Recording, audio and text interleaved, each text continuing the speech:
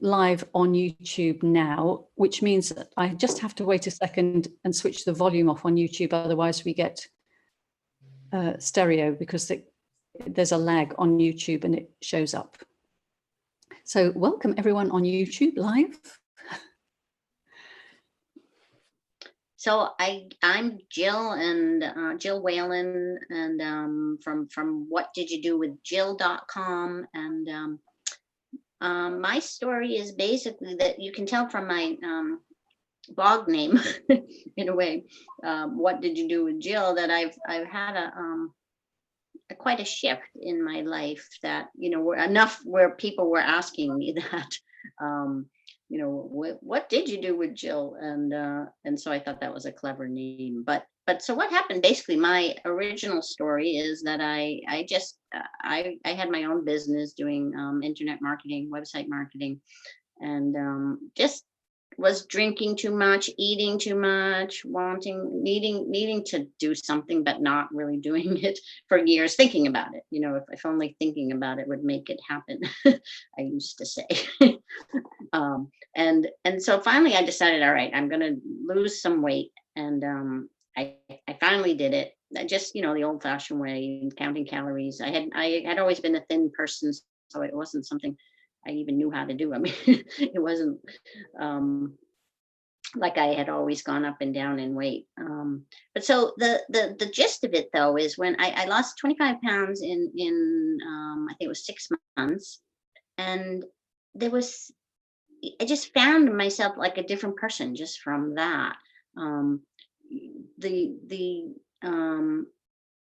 Not from going from not eating vegetables and thinking they were disgusting, and not liking exercise and all that stuff. And I used to say I was allergic to exercise, and thought that was funny, which was cute when I was young, but as you get older.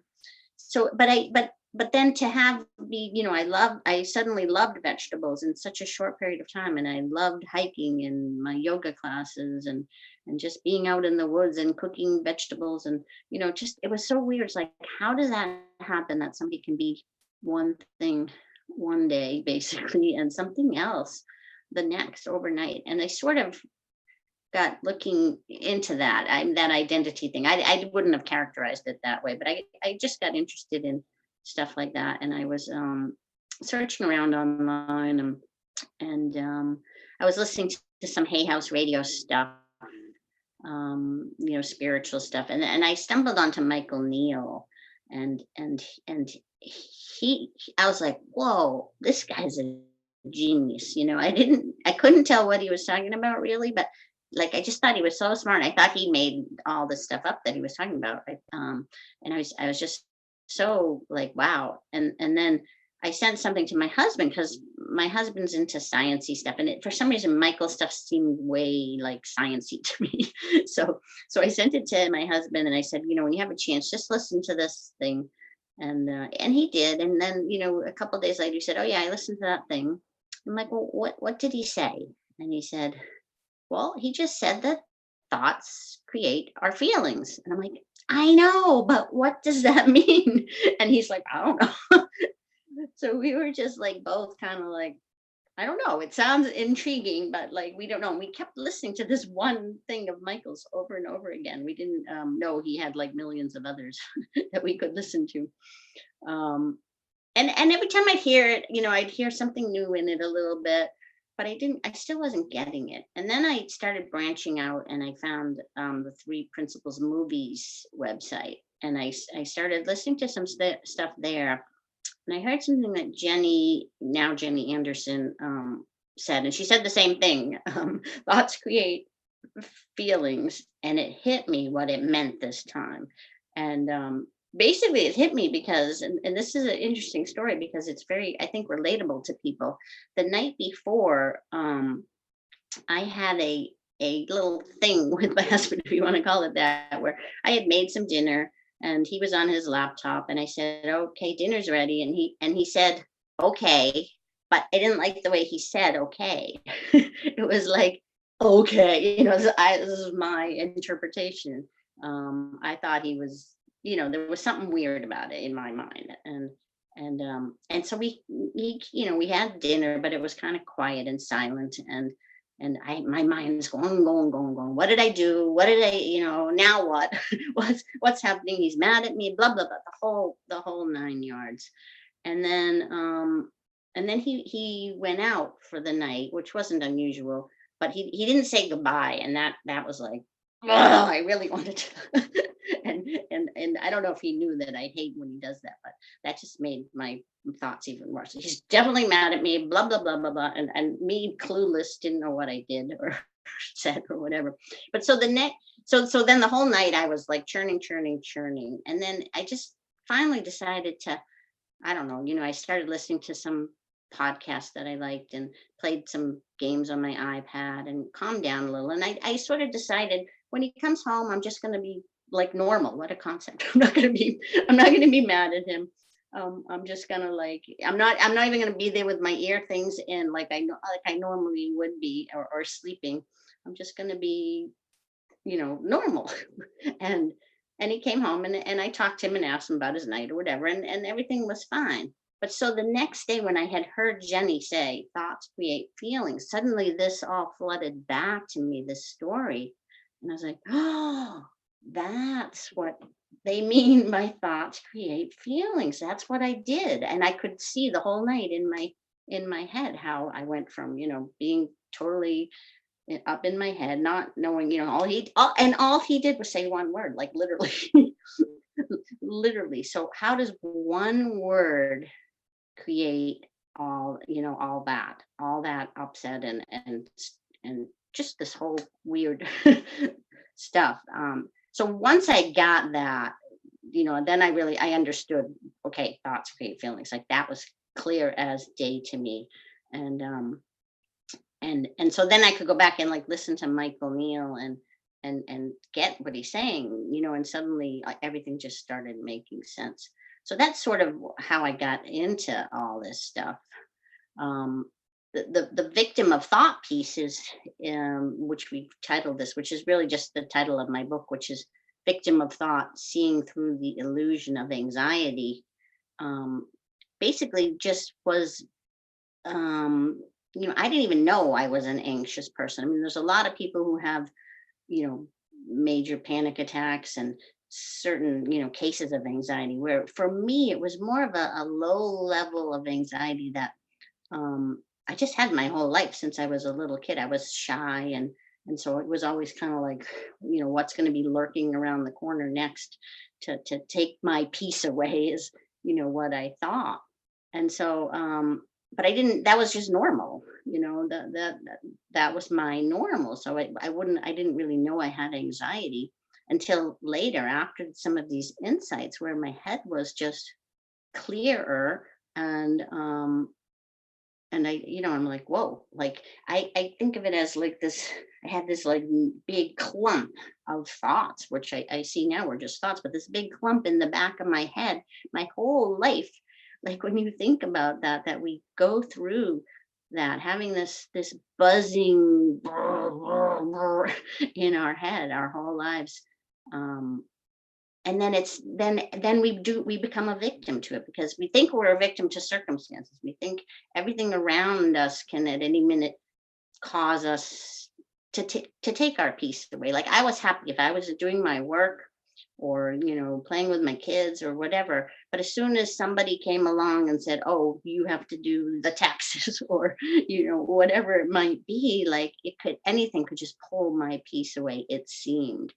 And that's the way we all live. And we live in the, what we would call an outside in world where we think outside circumstances can cause us to feel certain ways. And so we're victims. And so it's so freeing when we really start to see that everything that we feel, any kind of upset or anything else is coming. I don't like to say from us because then people start blaming themselves. They think, oh, I'm doing it.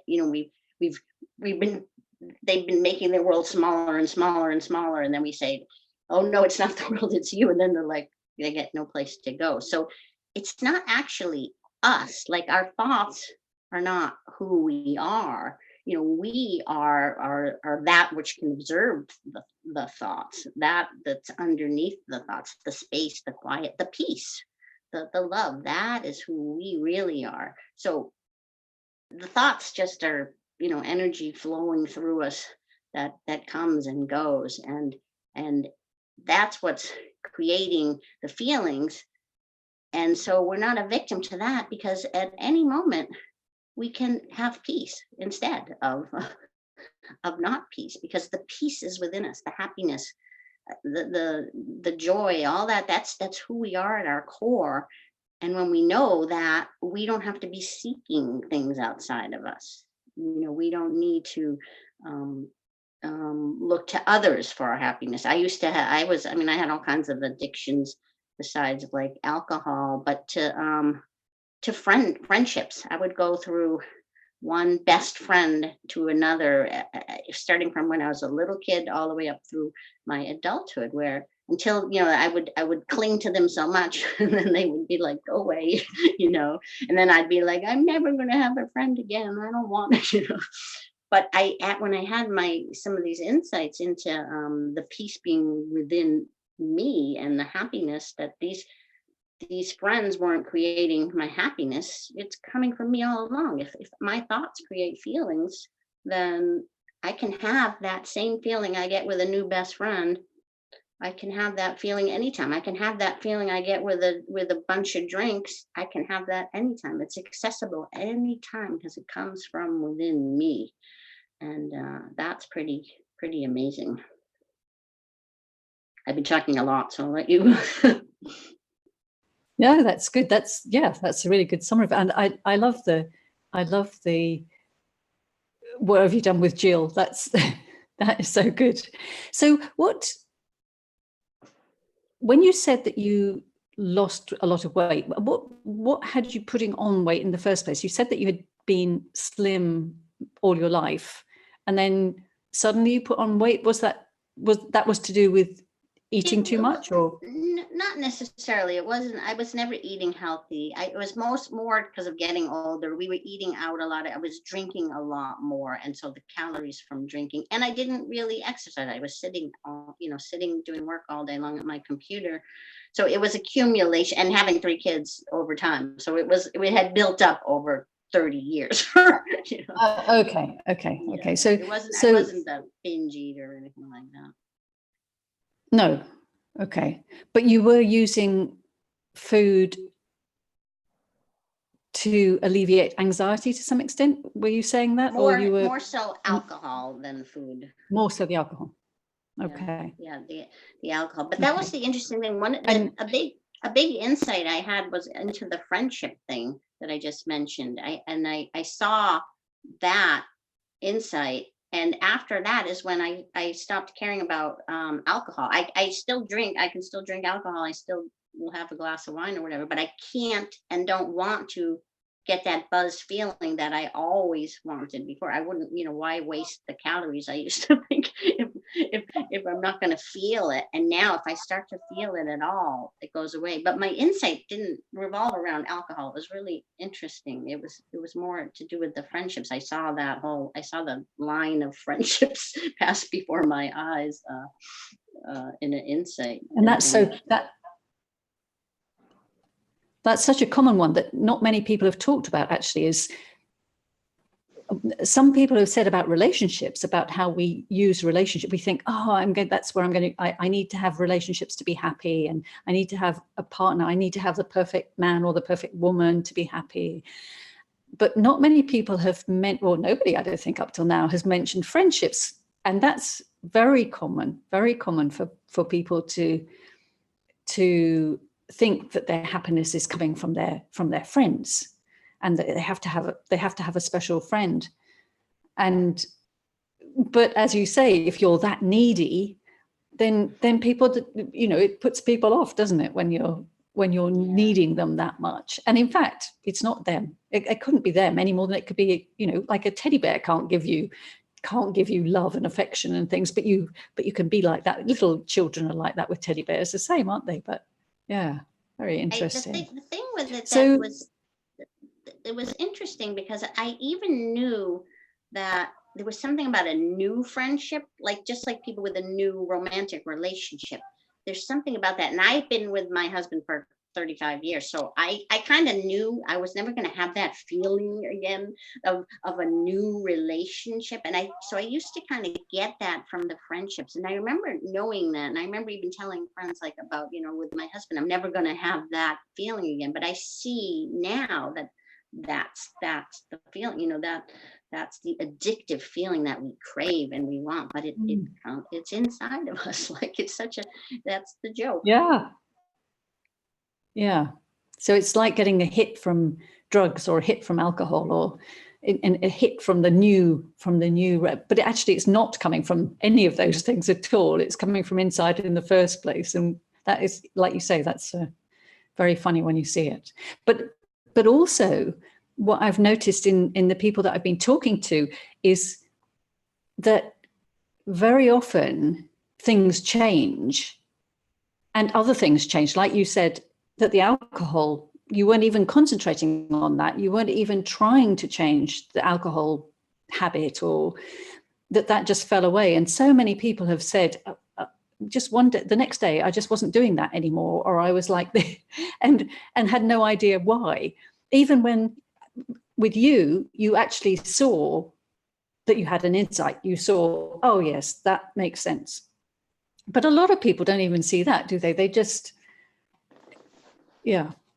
I guess that's because it's waking up to who we really are, that we know it already, but we've just forgotten that we know it. That is, we were born that way. Yeah. So when you were in your teens, what was your experience of being in your teens and 20s? You weren't aware of being anxious, but you were. No, I was aware of being shy and having sort of social anxiety. I wouldn't have called it that again, but not liking to be in groups or parties unless I would drink. I started drinking at like 13, around my street with friends in the woods, and that, so I was fine if I was able to drink before a party and things like that, like at college. But I found my husband early on too. I was only 20 when we met, and that was my newest obsession when I found him. I went from different strings of different addictions throughout my life. It would be the friends, and then my husband, and then I had my kids, and each kid was a new addiction. And then my business became quite the addiction, which was great in a way because I made tons of money, and I was passionate, and I was the best in the whole world at it. Because it was my addiction, and I was happy as long as I got to do that. But yeah, it's just fascinating how so that was my whole life just went from addiction to addiction to addiction, with this probably being the new addiction, as my sister keeps telling me. So yes, I see what you mean. Yeah. So what happened to your business after you started seeing where your experience was coming from?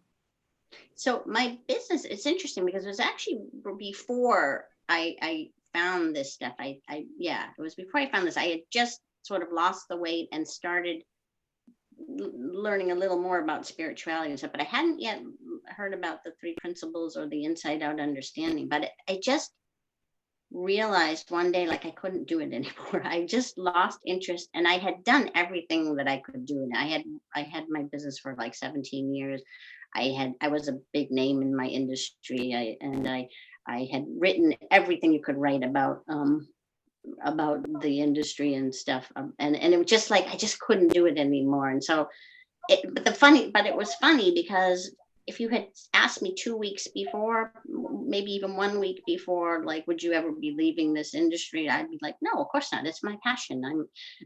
But for some reason it just was, it was listening somehow to my wisdom just said, you're done, you're done. And I was like, okay. And as soon as I made that decision, it felt like a weight off my shoulders. Like, yeah, I am done.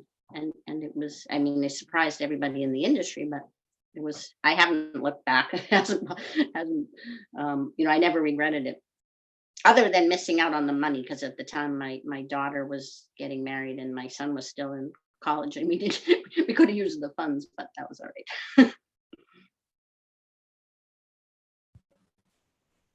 So, but you don't sound too worried about that. I mean, you say, yes, okay, so I could have done with the money. But so why weren't you more worried about the money? When you, It wasn't so much, it wasn't thought. We do okay. So I had made enough money that we had a lot of saved. So I can't, I did always kind of have an instinct that money, I realized how money would just come to you when you weren't trying to, because I never tried to make money in my business. It was just fun and passion. And I mean, I could do webinars just on that, running on passion power, and making money. And was never, it became fun to just see how much money I could make after a while, just because it was fun. And so I really saw, the less you care about money, the more it comes to you. But that's easy to do when you don't need it. I used to tell that to people, like, yeah, but I need it now. yeah, it's easy to do when that's the thought that you're listening to as well. Yes. It's interesting. If people who are worried about money probably don't understand how you can think like that, or how you can feel like that. Yeah. Yeah. So that's I something saw it interesting. I saw it very clearly when there was a time when I hired employees and had an office, and the expenses were big, and I did start worrying about money, which I never had before. And that's when, like, it all dried up. The money just dried up. The clients suddenly were drying up. And then when I got back to a point where I got rid of all that, and didn't care anymore, the money started coming back in. Like, it is really amazing. Yeah. So what did you do after that? Because you didn't stop. Obviously, you say you've written a book, and is that what happened next, or did you do something else? I really haven't done anything else other than I share this stuff. I consider myself sort of retired. I write. I just didn't miss the beat. I changed from writing about SEO stuff to writing about this stuff, and like right away, I just put this blog. I put my blog up as the day I closed down the other, blog basically, and just switched it right over. And so but that's because that's what was comfortable for me as well. But yeah, so I mean, I'm not necessarily even a coach. I have a few little groups that I do and things like that. And I still try to do some public speaking. I want to do more, but basically I just learning this stuff. I consider it like a, going to university or whatever. I'm just immersing myself in always learning more, and then writing about what I see. So, and helping others to hopefully see something as well. It's just fun. Another addiction. Well, maybe it is another addiction, but being addicted to fun doesn't sound too maybe that's not so much of an addiction as what we're designed to do. And it's really interesting listening to the thoughts that you listen to and how that works out for you, because it sounds to me that you were already listening to wisdom a lot before you ever heard about this understanding, that the understanding told you about the thought feeling connection, but the part about wisdom you already knew by the sound of it. And Yes. and that's really a big important part. Yeah, I would agree. I used to, call it like my inner guide. I didn't, I realized I had this inner guide, and there were many times in my life where I would just get insights or ideas and just do them and follow through. But it was always about following the fun. I think people, I don't understand, why people don't do that more, because that's when good things come to you. And I just, that's what, I always said, when it's not fun anymore, I won't do it. And that's probably, I think, what happened with my business. Like that one day I decided it wasn't fun anymore, and I didn't do it. But if you do what you love and what you're passionate about, you can make money at it, because the money will come. That's right. So I see we have a few people listening in. So and I haven't said before, so if anyone wants to ask a question, oh, someone's got a hand up already. Okay. Oh, hand down again. If anyone would like to ask a question, you can type into the chat box, or you can put your hand up. And I'm really not scared. If you'd like to, yeah, quite. If you'd like to come on and talk to us, you're quite welcome to. But you can either talk just without being seen, or you can come on the video if you'd like to, or you can just type questions into the box. So it's up to you. But I don't see any questions so far. So, and okay, so I just love listening to, because it's very, what you're talking about now is very different from a lot of the people that I've spoken to who, except for the fact that you were very shy when you were young. And so many of the people, nearly everyone who's come on and spoken to me says, I was really shy as a child. And they're on here talking to me and to however many other people live online. And, not many shy people would do that. So that's a really... I've always felt that there's a difference, though, because even though I was shy in certain groups or small groups or meetings, like I could speak, and I did public speaking. I spoke all over the world in my business, and that I loved.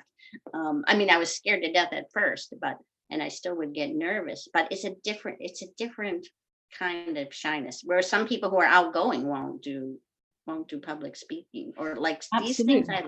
I've always loved doing this kind of stuff. So I'm just wondering how that is different. I mean, how do you make that difference? How do people make that difference? Because actually it isn't different, is it? Yeah. Really? It is. It's the thoughts, for me. I like being the expert. There was something I find there's two different kinds of people. The more I talk to people, where the self-esteem, where people either think they're the worst person in the world, or they think they're the best. And I had the best, thinking I was the best, which at the time I always thought was good, but I see now the downsides of that. It's just the other side of the coin, where you're like Donald Trump, where you're overinflated your ego, and you can be like not nice to other people, and that's where I was. I didn't know. I just was so I was so just focused on me. It was just me and how great I was. It was great because it got me, business and things like that. I had the confidence, and that some people lack. So in a way, I think that's better than thinking you're crap. But it has its downsides as well, because that's partially how I would lose a lot of the friends, because I didn't treat them very nicely, because I just was so into me. It wasn't about anyone else but me. And that's something you really, I see now, and it's still a work in progress there. I still fall back into that trap, but I'm finding, I hope that my ego is taking more and more of a back seat, as every day goes by. Well, what exactly do you mean by your ego in this? My self-importance, for one thing. The fake, the create, the thought created self that we have, that's telling me, that worry, everything, the voice in our head, the personal thoughts. I think there's a distinction between ego and thought for me, because even, I think wisdom comes from thoughts as well. You still hear it as thoughts. So for me, the ego is more that, well, it can be the self-importance, but also can be the one calling you bad names. It's that voice in our head that's just blah, blah, blah. So basically it's not real, you mean? It's not real, but it sure seems real to most of us.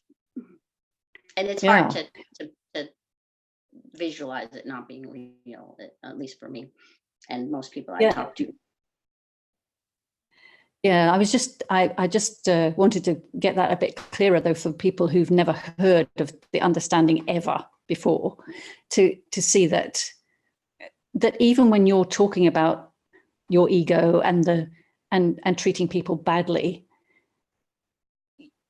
it's not that you're doing it deliberately, and it's not that you're a bad person. Even when you're doing that, or when anyone is doing that, it's not that they're a bad person. It just happens to be that those are the thoughts that they're taking notice of in that moment. So they're all, and the thoughts are not real. They're just voices in the head, like you said. Right.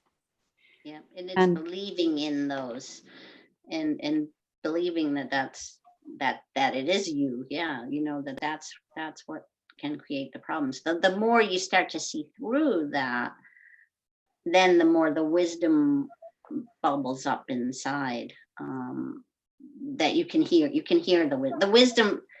I've been thinking about it as the ego voice, or whatever you want to call it, has big taking up all the space, and with the wisdom, this little thing, and then over time, the ego voice can get quieter and quieter, and the wisdom voice gets louder and louder, where the ideal, I believe, would be for wisdom to take over completely. I don't know that we need the ego voice, to really live. We still will have thoughts, of course, and you need to be able to make judgments and things, but I don't know how helpful the actual ego voice is. And maybe it's not even so important how useful it is. It's more to do with just recognizing what it is, and just recognizing that it's not real, and that you don't have to take any notice of it if you don't want to, I guess. That it's that it's something that we all have, that we're all going to hear. It sounds crazy, doesn't it? We're all going to hear voices in our heads, but we do. We all hear voices in our heads. Yeah. I always say we all have a crazy person that lives in our head. So there's your ego. It's the crazy person that lives in our head. Yep. And we don't have to judge them in any way. We don't have to listen to them in any way. They don't know what they're talking about. We don't have to do. It's just passing thought. And actually, if you think about it, it isn't actually made of anything, is it? It's just, it might be a crazy person living in your head, but it's not real. It's only thought energy. It's not made of anything. So why would you listen to it? Yeah. We listen to it because we think it's us. We think it's who we are, and that's where pointing to who we really are. Who's observing that? How can we be aware of that if it's us? Like, when you start to really wait a minute, it doesn't really even make sense that it could be us. Yeah, and you can really see how it's conditioned from since we're little. It's like everything anyone ever says to us, it somehow gets stuck in that big clump, like that I was talking about, and that creates that persona, and it's it's just not real, because we'd be different if we didn't have, we could grow up in a whole other location, or to different parents or whatever, and we'd be completely different people. Like, we're just computers, like, getting programmed by things that are said to us, and none of that's real, though. Where that it's not even a who, it's like a what that's looking out through everybody's eyes. It's kind of neat if you think about it. It's very. So let's have a look and see. Oh, somebody has got a hand up now. I missed it. So would you like to, let me just see. Deneen. I don't think Deneen's, okay. So why don't we, while we're waiting for Deneen to do that, tell us a bit about writing your book, because lots of people want to write books. How easy was that to do? For me, it was easy. I don't do anything unless it's going to be easy. Like I said about the fun, but it was easy because I had been writing blog posts for, I don't know, 3, 4 years before I ever wrote the book. And so I basically was able to, I had a lot of content already. And so it was really just a question of taking the time and putting them together. I just grabbed a bunch of the blog posts and then added to them. And I just worked on a little bits here and there when I felt like it. And it just suddenly came together. I mean, it was like nothing. It was totally effortless, I would say. Now I do want to write a new book, and it's more of just the not doing it that, stops me. But I finally have started like I have a ton more blog posts since the last book. And this time I want to write about relationships. So I have a million posts about that. So hopefully it'll come together again, just like the last one. Yeah, I still think, and Julie has a question now as well, but I around the book writing, and everything that you do, I really like listening to you, because it's so natural to you to listen to those thoughts. Oh no, this is easy, and I only do things I like. And that's not natural to lots of people. Those are not the thoughts that they listen to. Or so it's very interesting. I've learned that in talking to more people, and that's why I would actually love to talk to people more about that, because I think people's lives could be so much easier if they just followed the fun. Maybe I should make a book called that. Yeah. See, now I'll just like do it. Julie has a very interesting question. How do you know that who you really are isn't just a thought or an idea?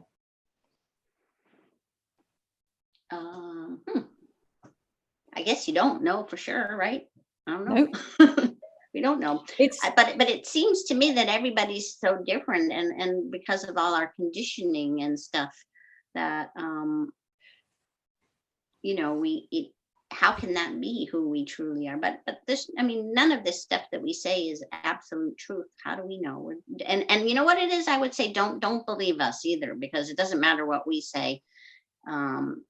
Look for it for yourself and find out if that is you or not. See what you think. I try not to just repeat what others say as well, because unless I've experienced it or had my own realization about something, I mean, anything I share is just me. Don't believe me, don't listen to me, whatever. It's just what I've seen. But you've got to go find your evidence, and there's evidence all around you if you really want to find out about this stuff. There's evidence that that it's thoughts creating feelings. You can find a million things all day long that prove it if you're looking. Okay, so because Julie is saying that I still feel that underneath is just a terrible person that feels true to me. That feels true to me. I can find lots of evidence for that. So what would you like to say about that, Jill?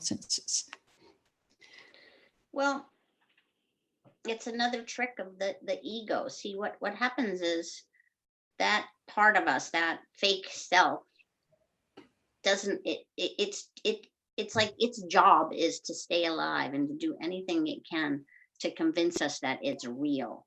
And so it will keep throwing. As soon as you start to even see a little bit of this stuff, it'll throw you more loops and more. It'll throw more stuff out to make it seem like it's not true or whatever, because every little insight you have and every little bit you take away from the ego voice, it's the death of it. And so it's a sneaky little bastard, like I say. Hopefully that's all right for children watching.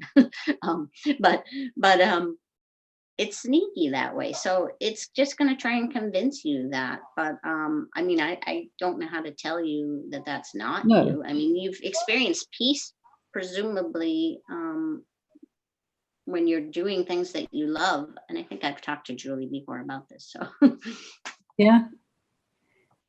So let me see if there's anything else. Part of what happens to us too is we all of these things that we think about ourselves, if you think about all those negative things, it's a story we've been telling ourselves, and it becomes part of our identity. And what I've seen with identity is identity is just made of beliefs which are just thoughts that we keep thinking. And I, I saw that for myself, just from the losing weight, how my identity could change. And that just showed me how it's not a solid, you think identity is a solid rock in your head or whatever. But it's not solid at all. We're changing all the times, but we hang on to these stories, and we're like, no, I've always been this way, and so that's it. And we can't, it just seems to be so hard to give up on those stories. But it's, if you look at, see how much your identity has changed over time, just different aspects of it, those stories do change. And just knowing that is so much hope. It's all made of thought. Like our identity is nothing. It's just thoughts that we keep on thinking, and we're holding our identity in place through thought. Yes. So, and the other thing is, Julie, I know you said that you've watched lots of videos and listened to lots of audios and so on, and read lots of the 3 Principles books, and that's yeah. So I understand that. Have you, if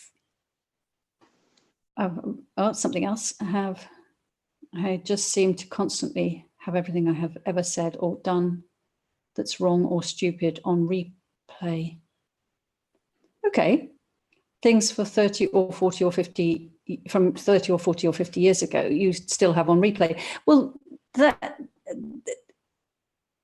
is, yeah, that's going to happen, but you can't control the thoughts that come into your mind. So what would you, you say, Jill, because I'll say, if you haven't already signed up at thesecretofeverything.com, Julie, then do that, because there are some other things that some other ways of doing it as well that we can look at if you're really stuck with it.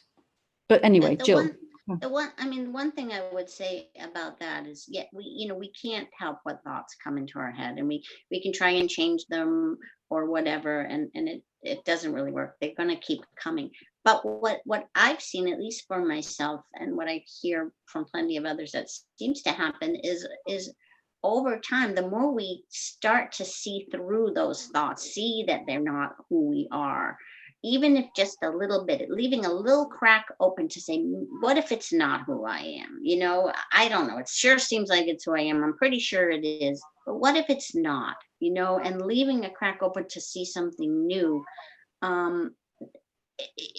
Just doing that, sometimes that's seen through those thoughts, and they start to come less. The less we believe in them, they just eventually stop coming. I mean, they're going to still come for a long time.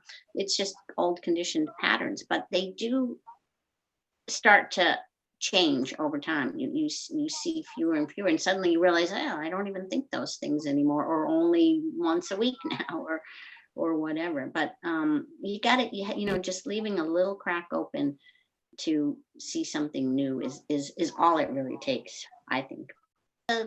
There's so many paradoxes and stuff with this. It's the more we want them to go away, the less they will, like you said. And it's like, I see a lot of people that are think we're saying like that you're okay with it. When we say just let it be or something like that, if you're having mega problems or whatever,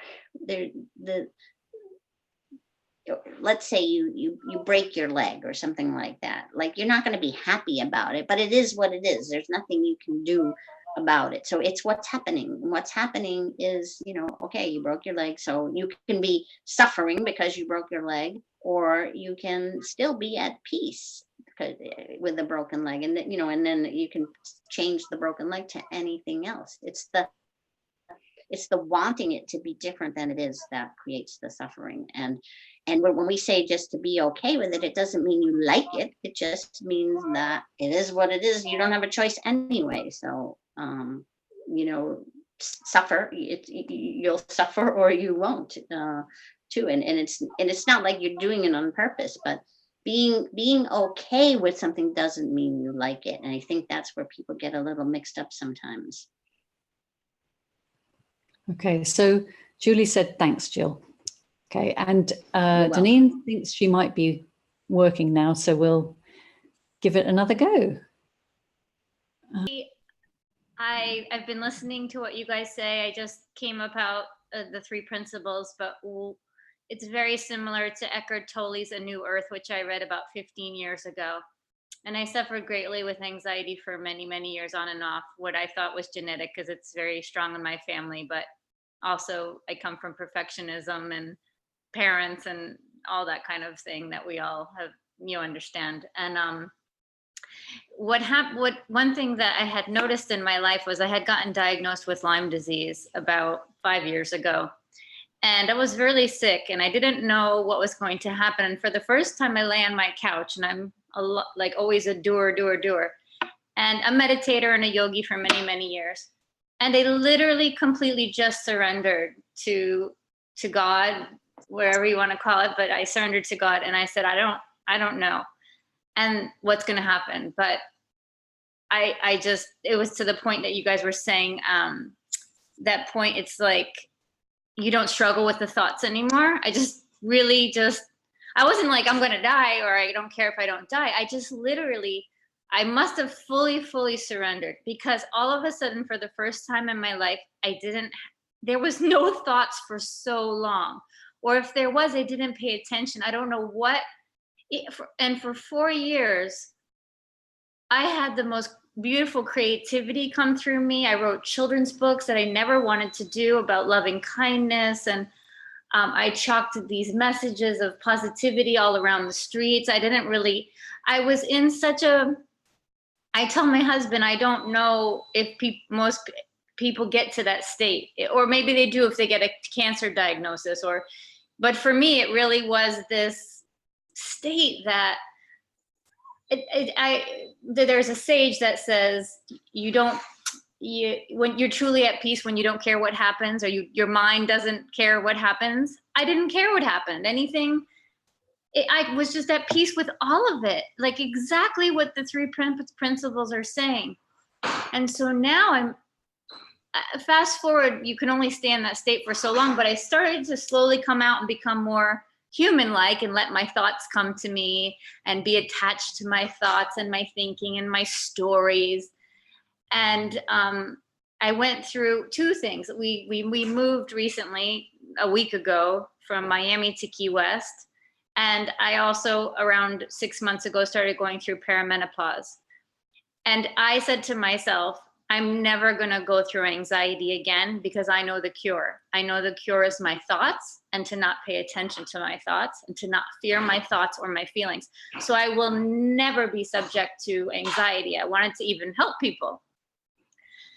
And all of a sudden, that didn't, whether they're saying it's hormonal, I know people that have never had anxiety are all of a sudden getting anxiety and depression due to these hormones. I believe it's a lot to do with stress, because I believe it's a natural process of our body, maybe society, maybe stress, but some women are more sensitive and prone to this. So I started getting anxiety again, and all of, quote unquote, not techniques, but the insights that I had and received and had known in my heart, just don't, even meditation, yoga, I don't. And I'm so, the juxtaposition of of being in that beautiful state to not having that state, and to be a whole, a 180, 360, 180, the whole opposite of what it was, has made me start seeking again. And that's where I found the three principles. And but it's almost like intellectually I know this, but my thoughts are more negative. I'm the hardest I've been on myself, because I'm like, how could you let this happen to you? You know better. You were there. You were beyond there. So I guess it's not a question. It's just it's really not a question. I guess it was just an experience of I'm struggling. Well, I can speak to it a little bit. I think it's like I was saying before, where the ego is a sneaky thing, and yes. It doesn't like to be dead, so it finds new ways to creep in. And so the whole idea of never having anxiety again, that's not like what the three principles Right. teach or anything like that. I have anxiety. It's just, it's different than it was before, but I still have days. I mean, stuff happens, right? Life happens. Right. For me, it's about being grateful for that, like for the fact that you saw that. I had, maybe a day of that. And I was grateful because I said, oh, that's what unconditional love is. Like, I never knew what love was, but I had this day or two of being in that. And so it's like, okay, so that's like a learning experience to just know what it is, and then to be grateful. Like, for me, I'm just be grateful if I never have another insight or feel that again, whatever. I'm grateful for what I've seen, what I've had. And when I do that, more comes. Again, just like we were talking about the money and stuff. When you do that, not faking it, you can't be like, yes, I'm grateful, and not really be. But if you're it's the paradox. The more we chase it, you can't get it. It's just not going to come. But you can't say not to. It's a whole paradox. But the fact that you know what it is, you're fine. You're just going through a phase now that ego's trying to come back. I'm And fighting it, that's is what it is. I want to be back to Yeah. that person. And I did. I lived in pure gratitude. I would walk outside. People would probably thought I was crazy. Look at the sky, feel the breeze. I mean, look at the flower. It It's was common, I think, what you if said, you pure gratitude for everything. People, I don't know, people must have thought, like, what is she, Pollyanna? And I said I didn't know if I was going to live or die. And so now I'm absolutely grateful for everything. Nothing will throw me. And then I have just a totally different, it's the opposite. but But it's life. she's in there, I guess. And so I believe in I need to get back to the practice of gratitude, but I've been in a state where I'm not grateful for anything. I really, it's it's a struggle. And it will pass. Yes. It will pass. And yeah, it's just a phase. It's common. I understand that that's common for many people.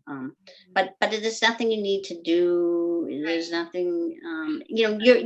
I would say that you wouldn't be here still in this world. That if you could live in a constant state like that forever. I mean, it's kind of amazing that you had that many years of it. I think. Then there's no reason to be here anymore. This game, this dream, or whatever is to have challenges and to have all the contrast and stuff. So if you wanted to stay in this world, you're still in it because Right. you're gonna be back in you're back in the game. That's all. Back in the game of life. Okay. I like Yeah. that is an insight for me, because Have fun with it. right. Every challenge or every like long anxiety spell that I would have birthed such beautiful gifts. So that's why I said I'm never going to have anxiety again, because I almost welcomed it. I almost loved when it came, because it made me so much more grateful, so much more compassionate, so much more loving of myself, Yeah. of others, of going out and wanting to do good. And I don't want to blame it on my hormones and perimenopause, but I'm fighting it. I'm going to volunteer services, and my husband's like, but are you going to make you feel better? Or are you really going to help other people? Like, you used to go to help other people, but I think you're trying to distract yourself now. And I But said, that's okay too. probably right. That's, So that's okay. It's all okay. it's all You're okay. okay. It's all okay. It's all okay.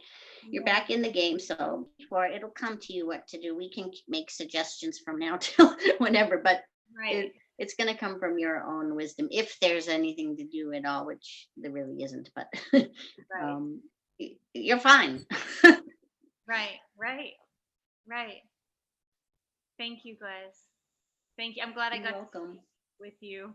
I wanted to, because I couldn't type it all. Yeah, But no, that's better. I think it's just having gone through that and just wanting that time back with the ego of just wanting to feel in that state of bliss again, and that nothing would really bother me. And then on top of it, knowing the 3 principles and even more with thought, I just thought, my God, my life, wow.